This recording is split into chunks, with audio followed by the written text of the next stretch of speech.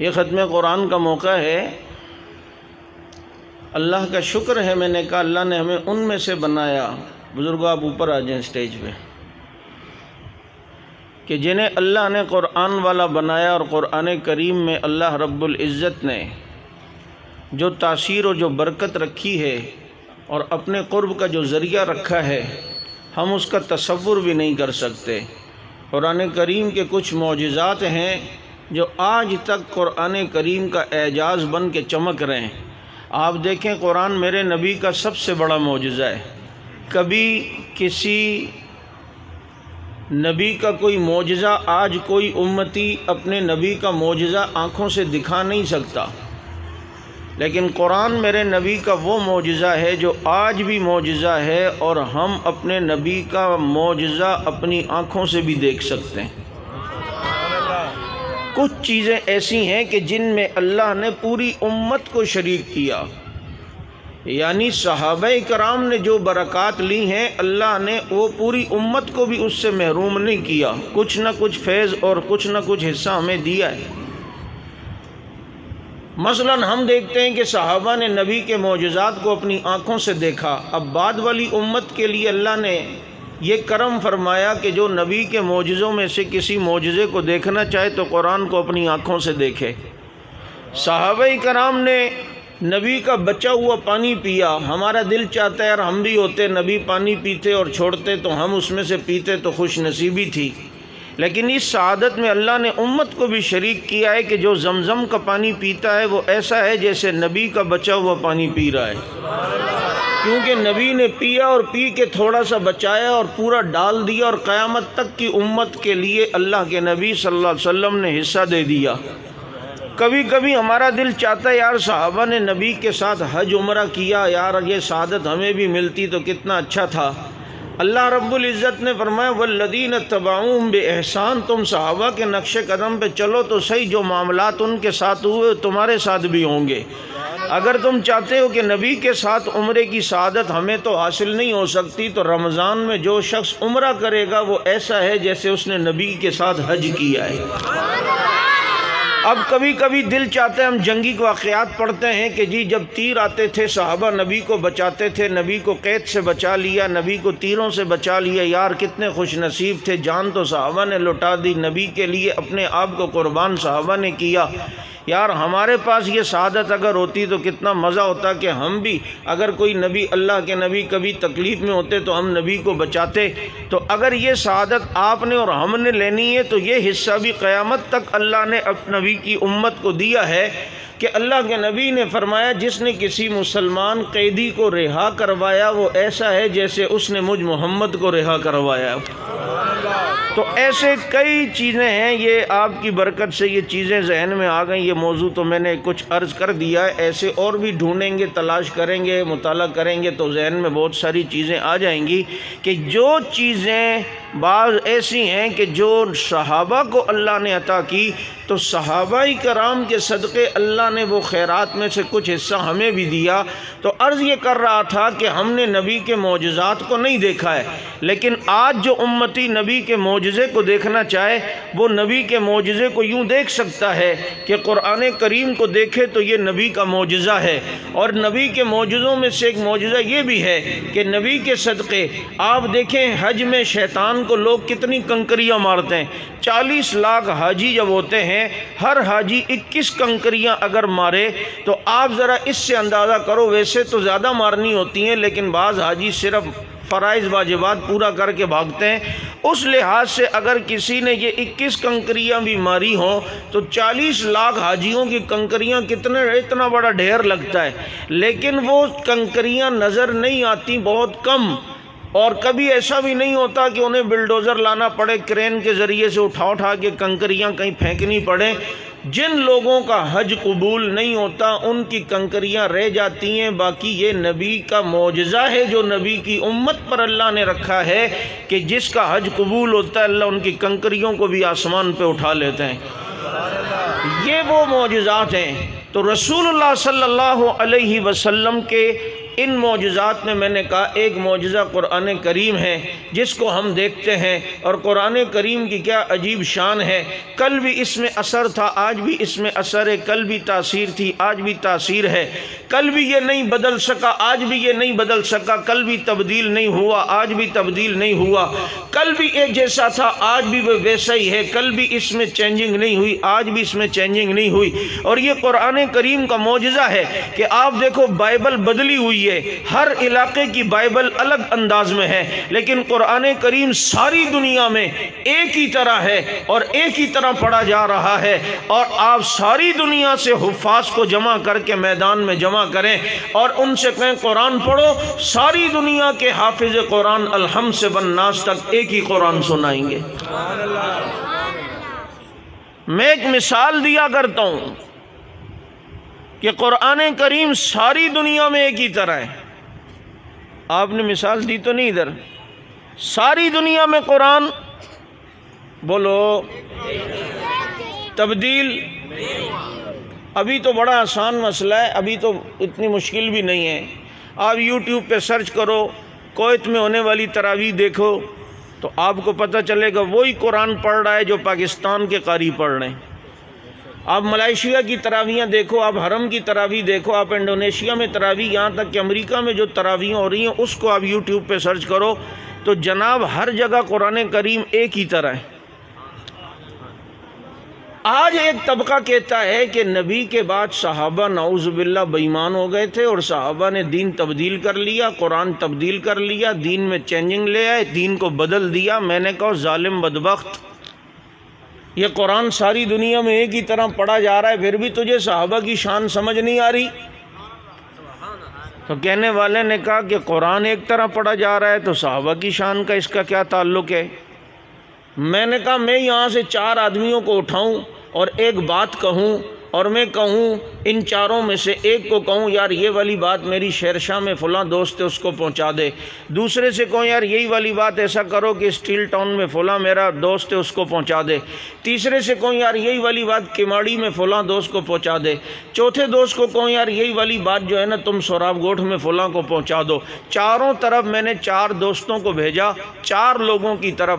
اب جن کی طرف میں نے بھیجا ان کو میں نے کسی دن پایا ایک ہی جگہ، تو جن کے پاس میں نے بھیجا تھا وہ مجھے کسی جگہ ملے، میں ان سے کہوں یار وہ میرے کچھ آدمی آئے تھے، وہ کہیں گے ہاں۔ اچھا میرا کوئی پیغام دیا تھا؟ وہ کہیں گے ہاں۔ میں کہوں گا کیا پیغام دیا تھا؟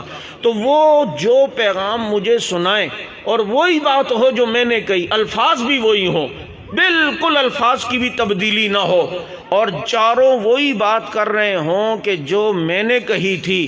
تو کیا دلیل ہے؟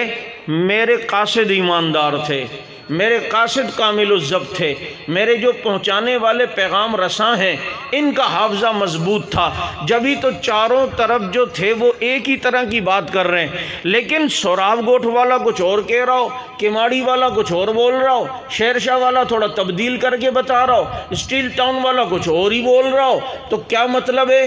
میرے قاصد بے ایمان تھے، انہوں نے ڈنڈی ماری، میں نے بولا کیا تھا اور انہوں نے پیغام کیا پہنچا دیا، لیکن چاروں طرف سے بات ایک ہی ہو۔ تو دلیل کیا ہے؟ میرے قاصد ایماندار تھے، پیغام رساں بڑے ایماندار تھے، جو امانت میں نے دی انہیں اسی طرح پہنچائی۔ سنو، پوری دنیا میں قرآن پہنچانے والے نبی کے صحابہ ہیں، مشرق میں قرآن لے کے جانے والے نبی کے صحابہ ہیں، مغرب میں قرآن لے کے جانے والے نبی کے صحابہ ہیں، شمال میں قرآن لے کے جانے والے نبی کے صحابہ ہیں، جنوب میں قرآن لے کے جانے والے نبی کے صحابہ ہیں، چاروں طرف نبی سے قرآن مدینے میں لے کر پھیلنے والے صحابہ ہیں۔ یہ چاروں طرف ایک ہی طرح پڑھا جانے والا قرآن کی عظمت کی بھی دلیل ہے اور صحابہ کرام کے ایماندار ہونے کی بھی دلیل ہے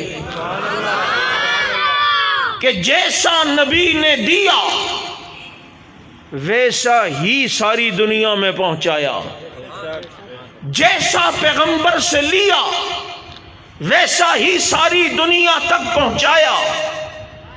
اگر صحابہ کرام کی نیتیں صحیح نہ ہوتی،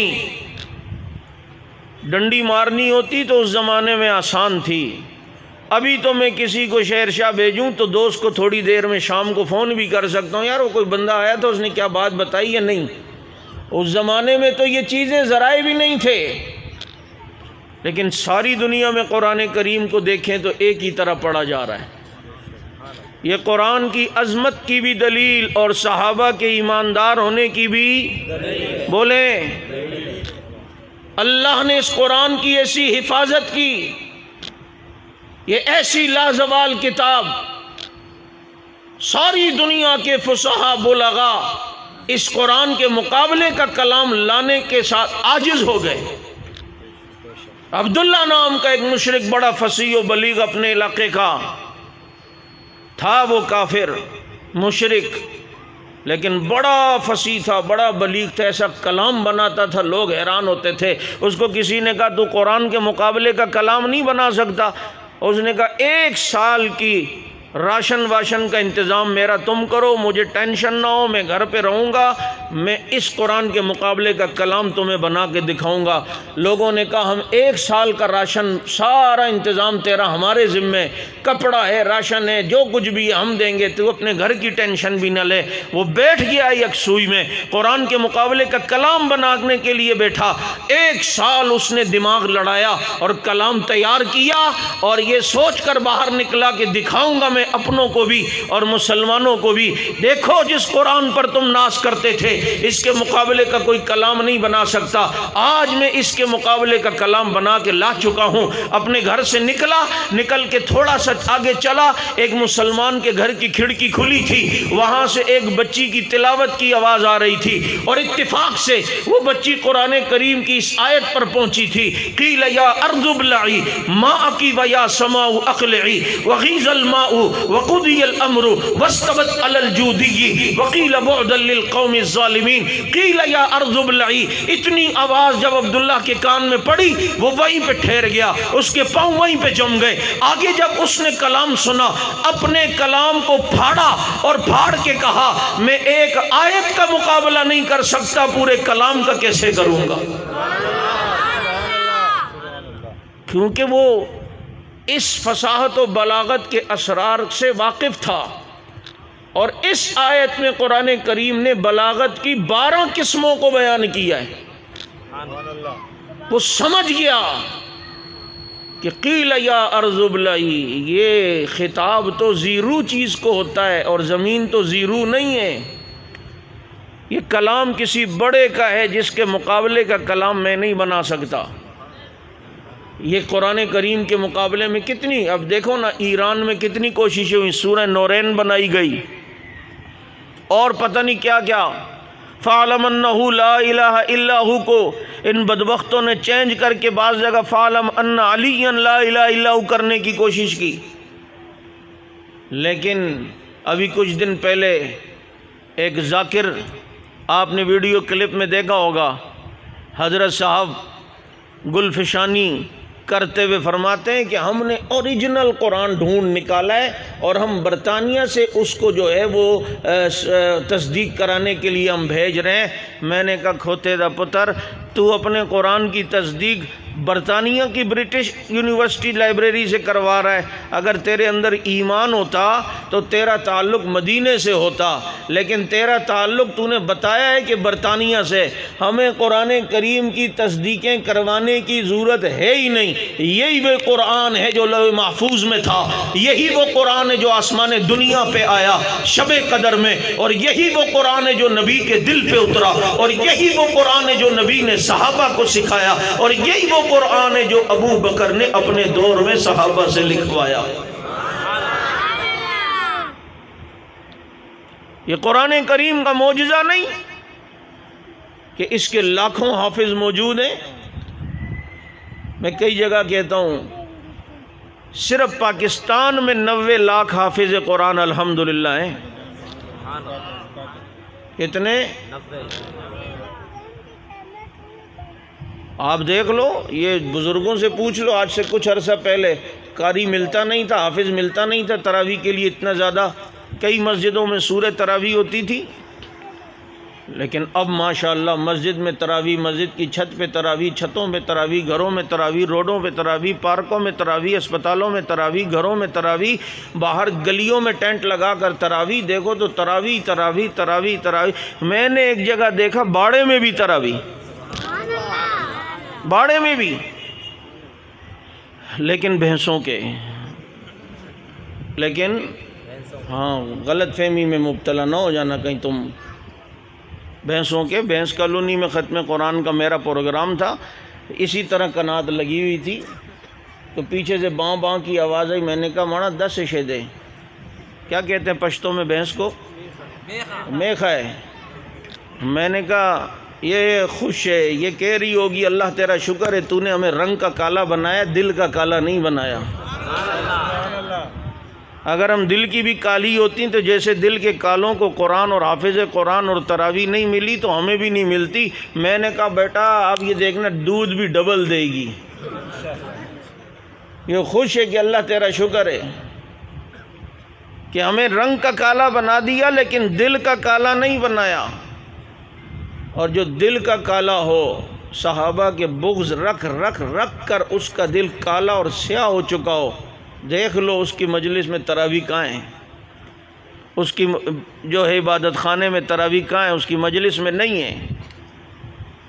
یہ شکر ادا کرو اللہ نے ہمیں صحابہ والا بنایا ہے تو اللہ نے ہمیں قرآن والا بھی بنایا ہے، قرآن والا بھی۔ کل میں ہم گاڑی میں جا رہے تھے باڑے کے پاس سے، تو مائک میں آواز، میرا ڈرائیور کہنے لگا یہ کیا ہے، یہ قرآن ان کے یہاں بھی تراویح ہو رہی ہے؟ میں نے کہا غور سے سن، قصیدے پڑھ رہا ہے، یہ قرآن ہے، یہ قرآن ہے کوئی؟ کیونکہ عام آدمی کے سامنے تو کچھ بھی عربی میں بولو تو وہ بھی، ابھی وہ یوٹیوب پہ نہیں آ رہی تھی عمران خان کا جو انٹرویو لے رہا تھا وہ عرب سے، پورے نحو کی تعریف بتا رہا ہے، اور ظلم ظلمات یوم القیامہ، کیونکہ ہر ایک تو قرآن یا عربی نہیں جانتا نا۔ وہ بیچارہ خان صاحب جو ہے وہ کسی عرب کے ساتھ پہلی بار بیٹھا، ڈرائیور کے ساتھ رکنا تھا، اس کو پتہ نہیں ہے کہ رکنے کو کیا کہتے ہیں، قف یعنی رک جا۔ اب اس کو لیکن پٹھان کا دماغ چلتا، بابا نسوار کھاتا ہے، پورا 5G اس کے سگنل آتے ہیں۔ اب اس کو عربی نہیں آتی تھی، گاڑی رکوانی تھی، اس کو کہتے ہیں صدق اللہ العظیم، صدق اللہ العظیم۔ وہ سمجھا کہ جیسے قرآن یہاں پر آ کر صدق اللہ العظیم ختم کرتے ہیں تو یہ بھی یہاں۔ تو میں یہ عرض کر رہا تھا کہ قرآن کریم اللہ رب العزت نے حضرات صحابہ کرام کی برکت سے الحمدللہ دیا۔ میرے دوستو یہ عظیم کتاب ہے جس کو اللہ رب العزت نے کتاب اللہ بھی بنایا اور کلام اللہ بھی بنایا، اور اس کی عظمت کے کیا کہنے۔ یہ تو وہ کتاب ہے کہ جس میں اللہ نے 4000 سے زیادہ علوم رکھے ہیں، ضرب تقسیم کے علوم اس میں ہیں، فزکس بائیولوجی کے علوم اس میں ہیں۔ تمہارا ایٹم بم اگر آج دنیا میں بنا ہے تو یہ سورہ فیل پر انہوں نے ریسرچ کی کہ وہ کون سے ایسے کنکر تھے کہ جو ہاتھی پہ پڑتے تھے اور ہاتھی کو بھس بنا کے رکھتے تھے، اتنا سا کنکر۔ چنانچہ اس جگہ کا تعین کیا کہ یہ واقعہ ہوا کہاں ہے، وہاں جا کر ریسرچ کی تو انہیں ذرات ملے۔ جب ذرات ملے تو یہی ایٹم کے ذرات تھے۔ انہیں پھر پتہ چلا یہ ایٹم ایک ذرہ 1000 ذروں سے بھی زیادہ حصے میں تقسیم ہوتا ہے، اسی لیے تو ایٹم بم اتنا ہوتا ہے لیکن تباہی کتنا پھیلاتا ہے۔ یہ ساری تحقیقیں انہوں نے یہاں سے لی ہیں۔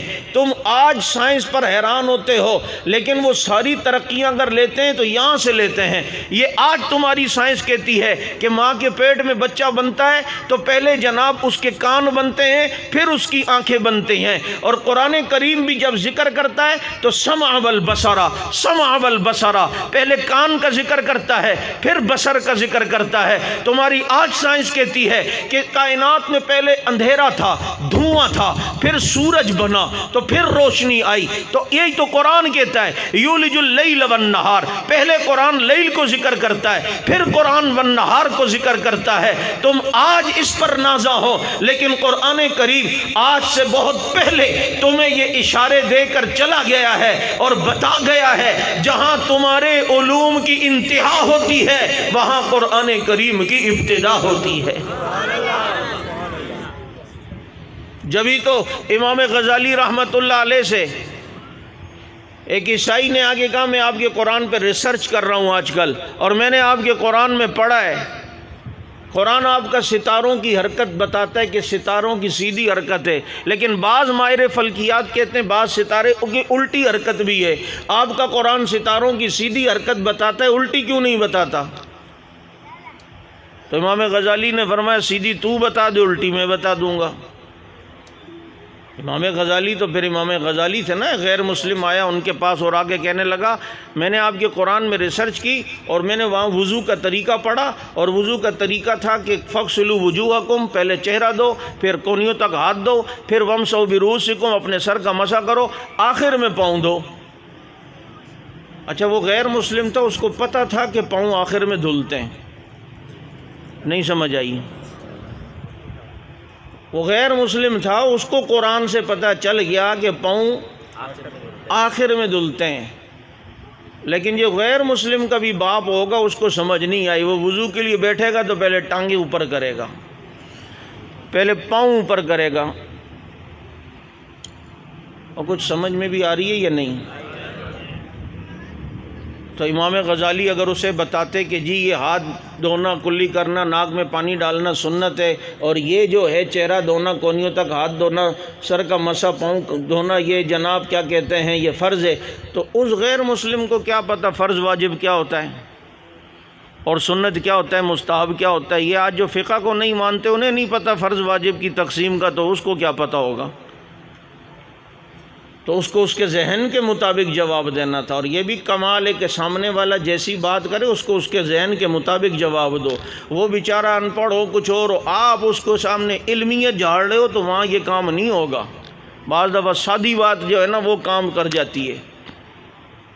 بر صغیر میں ایک عیسائی پادری لگا ہوا تھا اپنے مجمع میں، عیسیٰ اللہ کا بیٹا ہے، عیسیٰ اللہ کا بیٹا ہے۔ باہر ایک آدمی جو ہے وہ کہیں آلو پیاز بیچ رہا تھا، گاجریں بیچ رہا تھا، سن کے تھکا، آخر مسلمان تھا، وہ چڑھ گیا اسٹیج پہ، پادری جی اللہ کے کتنے بیٹے ہیں؟ کہا ایک۔ کہا میں گاجریں بیچتا ہوں، 5 میرے ہیں، اور اتنے بڑے رب کا جو کائنات کا مالک اس کا ایک ہی بیٹا ہے۔ کتنی سادی بات، اور بات سمجھا گیا۔ تو امام غزالی نے فرمایا ٹھیک ہے، اب اس کو تو نہیں پتہ تھا یہ فرض ہے۔ بھائی وضو میں کتنے فرائض ہوتے ہیں؟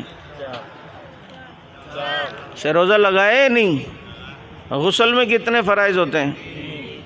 کتنے؟ کسی سے پوچھا غسل میں کتنے فرائض ہیں؟ کہتے ہیں 5۔ میں نے کہا کون سے؟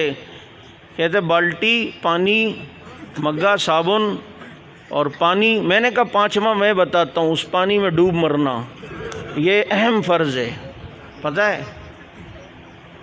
اسی بالٹی کے پانی میں ڈوب مرنا یہ غسل کا اہم فرض ہے۔ تو یہ فرائض امام غزالی نے فرمایا بھائی بات یہ ہے، ہم اللہ کا حکم پورا کرنے سے پہلے پانی کو ہاتھ لگا کے دیکھتے ہیں زیادہ گرم ٹھنڈا تو نہیں ہے، پھر منہ میں ڈال کے دیکھتے ہیں کہ بدمزہ تو نہیں ہے، پھر ناک میں ڈال کے دیکھتے ہیں کہ بدبو شدبو تو نہیں آ رہی۔ جب پانی سے مطمئن ہوتے ہیں تو چہرے سے شروع کر کے اللہ کا حکم پورا کرتے ہیں۔ اس نے کہا وہ سمجھ کے راغل ہے۔ تو کہا ستاروں کی سیدھی حرکت الٹی، حضرت نے فرمایا ستاروں کی سیدھی تو بتا دے، الٹی میں بتاؤں گا۔ اس نے کہا آپ کے قرآن میں کل فی فلک یسبحون، یہ سب اپنے مدار میں تیر رہے ہیں، یہ سیدھی حرکت میں نے آپ کے قرآن میں پڑھی ہے، الٹی کا ہے۔ فرمایا اسی آیت میں اللہ نے ستاروں کی الٹی حرکت کو بیان کیا ہے۔ وہ کہتا ہے کیسے؟ امام غزالی نے فرمایا کل فی فلک کو جب تو یہاں سے پڑھے گا کل فی فلک بنتا ہے، اور فلک کے کاف سے الٹا پڑھو تب بھی کل فی فلک بنتا ہے۔ جیسے ربک فکبر کو دائیں طرف سے پڑھو تو تب بھی ربک فکبر، اور بائیں طرف سے پڑھو تو تب بھی ربک فکبر۔ دیکھو جیسے تبت لکھا ہو تو تبت کو یہاں سے بھی پڑھو تو تبت، یہاں سے پڑھو بھی۔ اور زیادہ آسانی سے سمجھانے کے لیے ساس ہوتی ہے نا، رشتہ ہے آپ کی جو بیگم کی جو اماں ہے وہ ساس ہے، ساس کو یہاں سے بھی پڑھو ساس، یہاں سے بھی پڑھو ساس، یعنی اس کے ساتھ اچھا کرو تب بھی ساس ہے، برا کرو تب بھی ساس ہے۔ تو اب سمجھ آ گیا۔ تو فرمایا کل فی فلک کو یہاں سے پڑھو تب بھی کل فی فلک بنتا ہے، اور الٹا پڑھو تو تب بھی کل فی فلک بنتا ہے۔ جب تم سیدھی طرف سے پڑھو کل فی فلک بنا، قرآن ستاروں کی سیدھی حرکت بتا رہا ہے، اور فلک کے کاف سے الٹا پڑھا تو تب بھی کل فی فلک بنا، قرآن ستاروں کی الٹی حرکت بھی بتا رہا ہے۔ کیا عظیم کتاب ہے، ایسے معجزات اور ایسے پر اسرار اس میں راز موجود ہیں جس کو ہم کبھی تصور میں بھی نہیں لائے ابھی تک۔ میرے دوستو، یہ احسان ہے صحابہ کرام کا کہ یہ قرآن ہم تک پہنچا کے گئے۔ یہ احسان ہے صحابہ کرام کا کہ ساری دنیا میں یہ قرآن لے کر گئے، اور یہ احسان ہے حضرات صحابہ کرام کا کہ اس قرآن کریم کو ساری دنیا تک پہنچایا۔ اگر وہ اپنے گھروں میں بیٹھ جاتے تو خدا کی قسم پتہ نہیں آج ہم کہاں ہوتے۔ یہ قرآن پہنچانے والے کون؟ صحابہ۔ دین پہنچانے والے کون؟ نماز، اسلام، روزہ پہنچانے والے کون؟ کون صحابہ؟ کون صحابہ؟ تم نماز پڑھو قاری صاحب کے پیچھے، اور جو پڑھتے تھے محمد الرسول اللہ کے پیچھے وہ صحابہ۔ آپ نے قرآن کو الماریوں سے اترتے دیکھا ہے، اور جنہوں نے قرآن آسمانوں سے اترتے دیکھا ہے وہ تھے صحابہ۔ ابھی عمرے سے کتنے لوگ آ رہے ہیں، لوگ جاتے ہیں، چومتے ہیں، ان کا ہاتھ چومتے ہیں، پیشانی چومتے ہیں، کہتے ہیں یار مدینہ شریف میں نبی کا روزہ بھی دیکھ کر آئے ہو؟ ہاں جی۔ میں نے کہا یہ کورنگی کا مسلمان خوش نصیب ہے جو نبی کا روزہ دیکھے، تو وہ کتنے خوش نصیب تھے جو روزے کو نہیں، روزے والے محمد کو دیکھتے تھے، جو جالی کو نہیں، جالی والے نبی کو جنہوں نے دیکھا، جنہوں نے گنبد خضرا کو نہیں، مکین گنبد خضرا کو دیکھا، جنہوں نے نبی کے جمال جہاں آرا کے حسن کو دیکھا، جنہوں نے نبی کے اس حسن کو دیکھا جس حسن پر کائنات بھی ناز کیا کرتی تھی، اور کتنے خوش نصیب تھے کہ نبی کے سامنے بیٹھتے تھے اور پھر پیغمبر صلی اللہ علیہ وسلم سے براہ راست فیض لیتے تھے۔ آج دنیا بڑے فخر سے کہتی ہے، کوئی کہتا ہے میں حضرت تاج امروٹھی رحمۃ اللہ علیہ کا مرید ہوں، کوئی کہتا ہے میں عبد الکریم بیر شریف والے کا مرید ہوں، کوئی کہتا ہے میں حسین احمد مدنی کا مرید ہوں۔ میں کہتا ہوں صحابہ مدینے والے محمد کے مرید تھے، جو نبی کے ساتھ رہے، جنہوں نے نبی سے فیض لیا، خود نبی ان کو فیض دیتے رہے۔ ساری خوش نصیبی نبی کے یاروں نے لے لی۔ یہ انہی کی بچی ہوئی کچھ خیرات ہے جو ہم لے رہے ہیں، یہ انہی کے بچا ہوا کچھ صدقہ ہے جو ہم لے رہے ہیں۔ اور ایمان کے مضبوط پہاڑ ہل جائے، لیکن صحابہ اپنی جگہ سے نہیں ہلتے تھے۔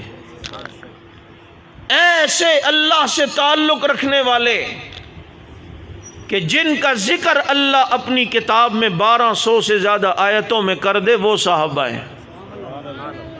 1200 سے زیادہ آیتیں جن کی شان میں نازل ہوئی ہوں، اور جو پیدا بھی نہ ہوئے ہوں، اور اللہ تورات اور انجیل میں جن کے تذکرے کر چکا ہو۔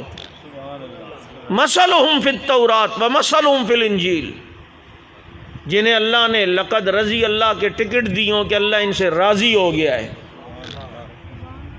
سنو، آج جو لوگ بدبخت کہتے ہیں صحابہ نبی کے بعد بدل گئے تھے، دین چھوڑ دیا تھا، تو دین چھوڑ دیا تھا تو ساری دنیا میں دین تمہارا باپ نے پھیلایا ہے، تمہارے چچا نے پھیلایا ہے؟ ساری دنیا میں دین تو صحابہ لے کے گئے۔ اگر وہ بدلنے والے ہوتے تو اللہ انہیں رضا کا ٹکٹ کبھی نہیں دیتا کہ میں ان سے راضی ہو گیا ہوں۔ اللہ عالم الغیب ہے، اللہ ہر ایک کے آگے کے حالات بھی جانتا ہے۔ دیکھو، اللہ نے اپنے علم کے اعتبار سے انہیں رضا کا ٹکٹ دیا۔ میں کسی بندے کی سفارش کسی فیکٹری میں کروں اور کہوں یار یہ بڑا ایماندار بچہ ہے اور بڑا نیک بچہ ہے، آپ جو اسے فیکٹری میں لگا دیں، وہ لگا دیا، کچھ دنوں بعد فیکٹری کا مالک کہے، فون کرے مجھے، حضرت آپ نے جس بندے کو دیا وہ تو بڑا بے ایمان نکلا، اس نے تو چوریاں بھی شروع کر دیں، اس نے تو یہاں جنا ڈنڈیاں مارنا شروع کی، تو میں کیا کہوں گا؟ یار اس وقت تو بڑا اچھا تھا، ظاہر میں تو بڑا اچھا لگ رہا تھا، اس لیے میں نے کہا تھا۔ اب مجھے کیا پتا آگے چل کے یہ ایسا نکل جائے گا اور آگے چل کے اس کی حرکتیں کیوں ہوں گی، کیونکہ بھائی میں آگے کے حالات نہیں جانتا، مجھے نہیں پتا کہ آگے کون کیا بن جائے گا، لیکن اللہ کو تو ہر انسان کے مستقبل کا بھی پتہ ہے نا۔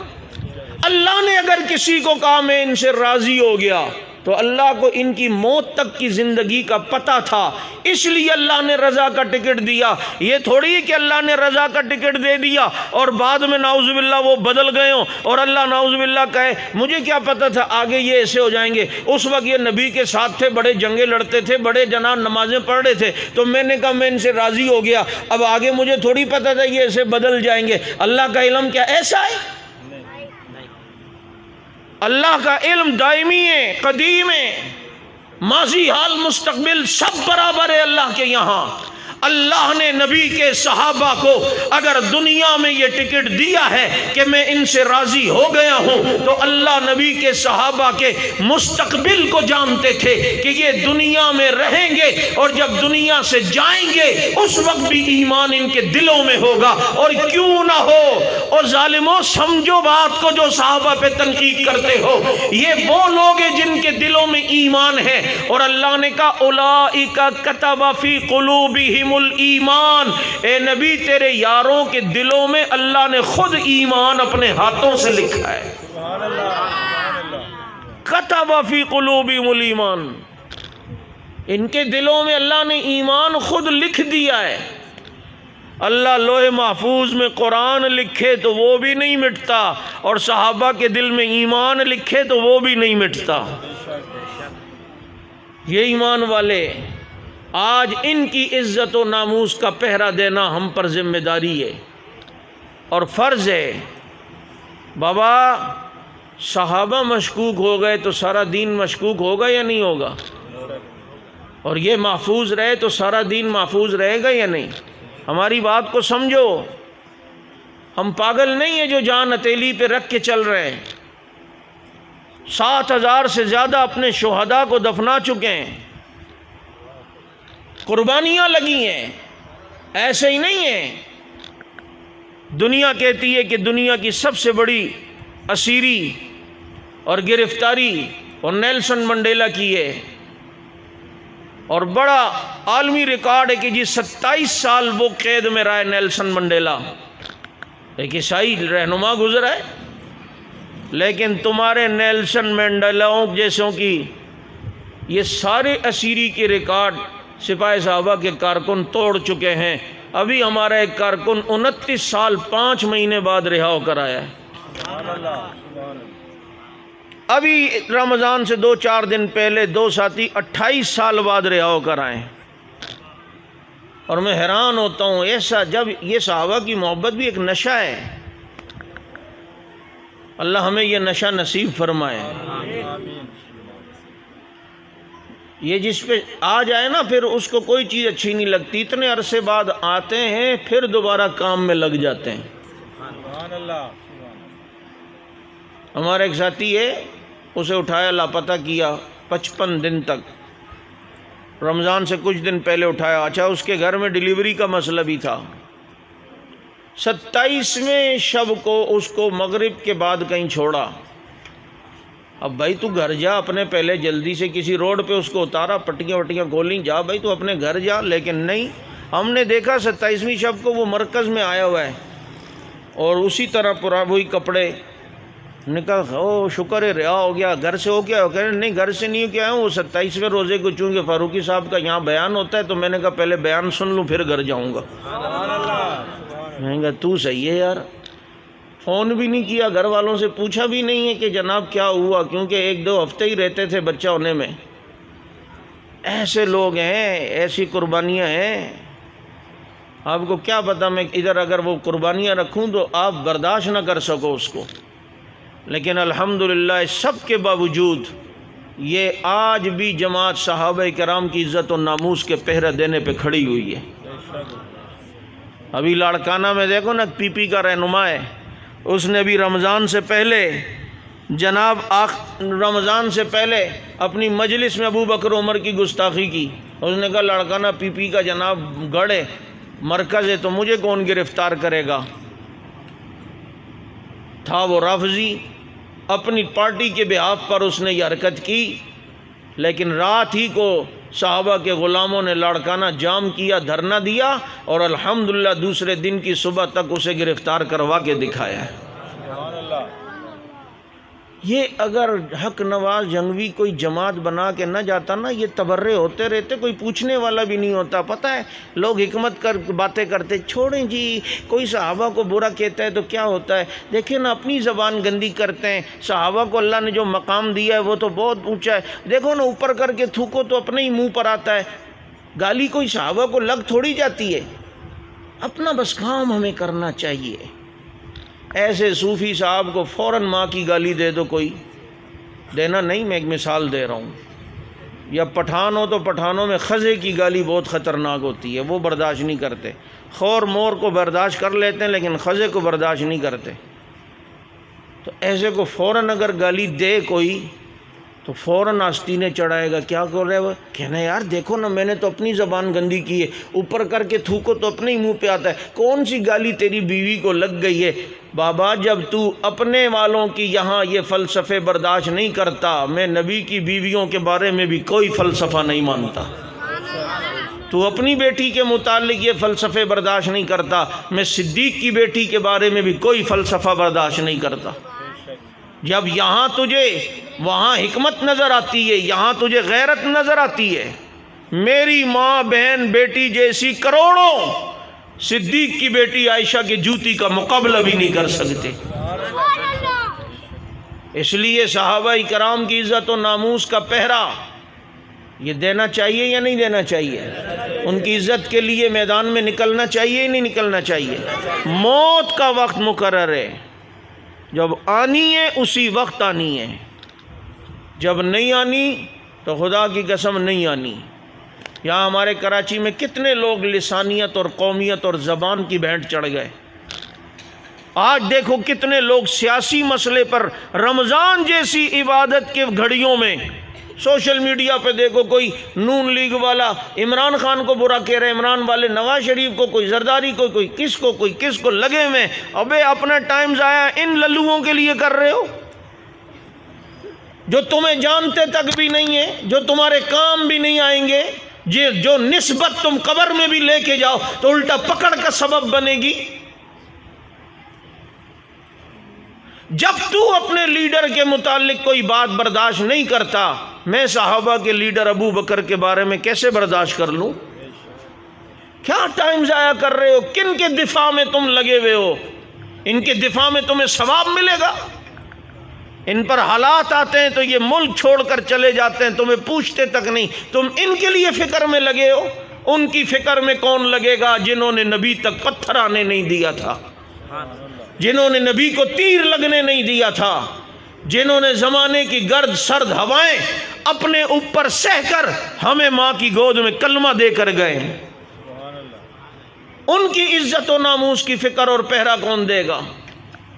مولانا حق نواز جنگوی شہید رحمت اللہ علیہ کی قبر پہ اللہ کروڑوں رحمت نازل فرمائے، جنہوں نے اس قوم کو بیدار کیا اور صحابہ کی عزت و ناموس کے لیے میدان میں نکلے، پھر اس پہ شہادتیں ہوئیں اور ہماری جماعت کو یہ سعادت حاصل ہے۔ الحمدللہ ہم اپنے ان شہداء کو بھولے نہیں ہیں، ہر مہینہ ان شہیدوں کے گھروں میں الحمدللہ ہم وظیفہ دیتے ہیں، سالانہ تقریباً 2 کروڑ روپے کے قریب ہم کراچی کی یہ جماعت ان شہداء کے گھروں میں الحمدللہ جو کفالت کر رہی ہے، سالانہ 2 کروڑ سے زیادہ تقریباً اخراجات آتے ہیں، اور تمہارے لیڈر کہتے ہیں ہم روٹی دیں گے، کپڑا مکان تک دیں گے، تم باتیں کرتے رہو۔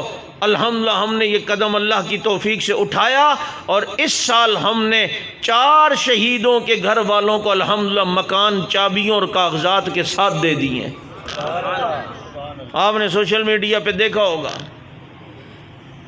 اور آگے مستقبل میں بھی انشاءاللہ العزیز مزید گھر بنانے کے ارادے ہیں۔ اور میں نے اپنے ساتھیوں سے کہا کہ جو لوگ اس وقت سپاہی صحابہ کو چندہ دیتے ہیں نا زکوٰۃ فطرہ، وہ ایک فضیلت وہ حاصل کرتے ہیں جو اور کہیں چندہ دینے میں نہیں ہے۔ کہتے ہیں کیا؟ میں نے کہا یہاں آنے والا شہیدوں کے گھر والوں پہ بھی خرچ ہوتے ہیں، اور جو دین کی نسبت سے اسیر ہیں صحابہ کی عظمت کے لیے، ان کی رہائی کے لیے بھی ہوتا ہے۔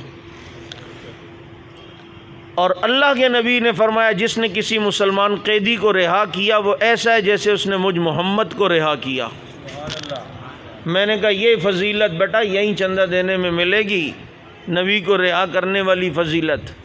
کیونکہ یہاں اسیروں کی رہائی کے کیونکہ قید میں یہ تو چکر یہیں پر ہے نا. تو اس لیے میرے دوستو آپ حضرات سے درخواست آخر میں یہ ہے، سال میں ایک بار ہمارے یہ جماعت کے ذمہ داران آپ سے جو ہے وہ اپیل کرتے ہیں کہ اپنی زکوٰۃ، فطرات اور عطیات میں سے آپ حضرات نے بھرپور انداز میں جو ہے وہ تعاون کرنا ہے. صحابہ کرام رضوان اللہ المجمعین کی عزت و ناموس کے لیے بنفس نفیس ہمارا ساتھ بھی دینا ہے. چندے کا ساتھ تو الگ ہے، وہ تو سال میں ایک بار ہے، لیکن کون کون ہے جو ارادہ کرتا ہے ہم انشاءاللہ صحابہ کے سپاہی بنیں گے، ان کے غلام بنیں گے، ان کی عزت و ناموس کا پہرا دیں گے. جان جاتی ہے تو ان کے کھاتے چلی جائے، انشاءاللہ کامیاب رہیں گے. اور ساتھ میں رمضان ہے، ان کے لیے دعائیں بھی کریں. اس جماعت کے کام کرنے ہیں جو اسیر ہیں، ان کے لیے جو کام کر رہے ہیں ان کے لیے. اور پھر ابھی چونکہ یکمشت جو کام کرنا ہے وہ یہ ہے کہ آپ نے